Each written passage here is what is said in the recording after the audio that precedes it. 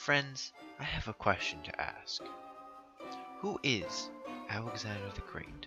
You might be thinking to yourself, oh, Alexander the Great, that's a name I've heard. I know everything he did. So I ask you, what do you think he did? You'll probably come up with an answer along the lines of, well, he conquered some stuff.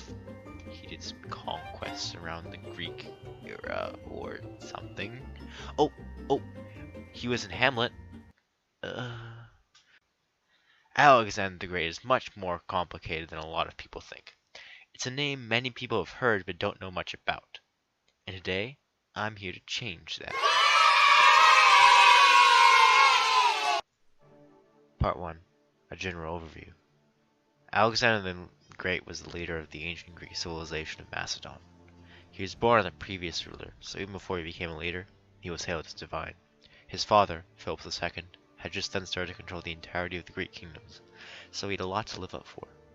This would be made far harder by the fact that the rest of the Greek states were not exactly happy about this arrangement. But as you can imagine from his title, he did far more than just made sure all of Greece didn't collapse in on itself. How did he do this? He gave the rest of the Greek Empire a simple ultimatum. Join me, or I destroy you. I think it's important to emphasize exactly how much of a conqueror he was. After he secured the allegiance of, or burned, every state in Greece, he went on to conquer the surrounding area. On screen now are some titles he held, all from his conquests. Yes, make no mistake, Alexander the Great was quite the impressive leader, but his titles were held by force. Undoubtedly, his strength was maintaining control. He wasn't exactly much for civics, or bureaucracy, or rights. He was all about appearing as a strong leader. It even went as far as riding out on the battlefield himself.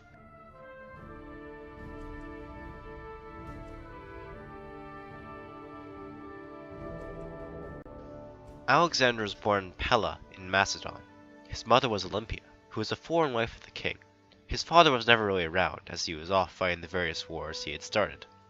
He did have an education, being taught things like math, but really started to take off after his 13th birthday, where he'd be tutored by Aristotle. After he turned 16, his father would be assassinated. This is where he would start his rise to power. His first order of business would be to execute anyone who would possibly turn against him, a move very common among quick rises to power. He started to squabble with other nations nearby. Of his rogues gallery, the most prominent was Darius III. The Persian versus Greek conquests were epic. Well, they were, until Alexander completely destroyed Darius and took over Persia. He would continue to take over other places, dominating the remnants of the Egyptian Empire and becoming their pharaoh. He claimed titles like the King of Asia, despite him never actually really interacting with Asia all that much.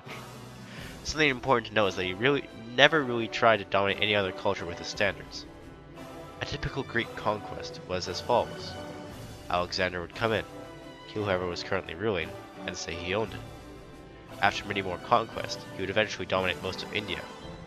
More so because the Indian king submitted because of how famous Alexander was becoming. It wasn't going perfectly, however. Internal problems were starting to arise. Sparta attempted to lead a rebellion, unsuccessfully, and Alexander's own flaws were becoming much more prominent. First, he didn't tolerate disobedience, and he assassinated a few too many important people. Second, he was a heavy drinker. This made things very hard for his generals. Finally, Alexander would die when attempting to conquer Babylon in 323 BCE. His death would mark the end of the Classical era and the start of the Hellenistic era. Most of Greece would be sacked by Rome. As previously mentioned, Alexander's tactics were efficient because of how absolute his rule was. If you followed him, then things would generally not turn out terrible for you. If you disobeyed him, then he'd crush you. There was no in-between when it came to him. You had to accept him as your leader. When Darius III attempted to settle for partial control, Alexander mocked him. Be specific about what tactics Alexander used. He loved the phalanx. The phalanx was a spear unit used for a very long time. Eventually, the Roman Empire would adopt a similar formation. It was versatile, was used in head-on engagements, and was great at creating a slow, marching defensive formation. Perhaps the most important part, however, is the fact that it didn't take much to acquire.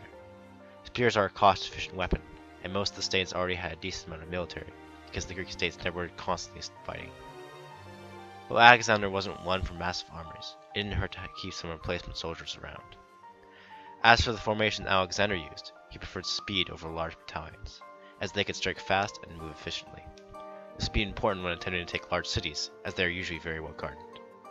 Before we move on, I want to talk about two major events that Alexander led. First, his conquest of Thebes. Thebes was a minor city-state, which refused to join Alexander. Alexander's answer to this, namely destroying Thebes, might seem predictable now, but it truly was the first step that got everyone to take him seriously. Second, I want to talk about the Battle of Issus, one of the most famous conquests. In this battle, he took the conquest straight to Darius III and won. This is where the surrounding empires started to take Alexander more seriously. Ancient sources exaggerate the battle by saying he won at odds of 5 to 1.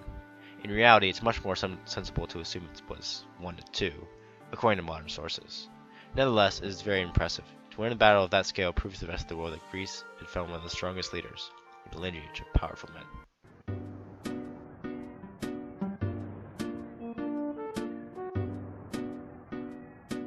Alexander the Great is undoubtedly one of the most famous conquerors in history. His exploits are legendary, so legendary that even other leaders bowed to him without even fighting. Alexander, when he was young, was raised by his mother on stories of Greek heroes like Achilles, all of them strong and fearless.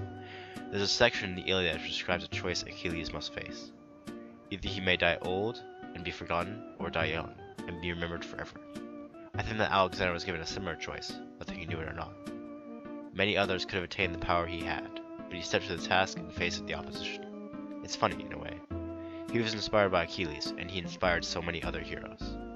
His methods were not the kindest, no, but his legacy lives on. No matter whether he was good or bad, Alexander was most definitely great.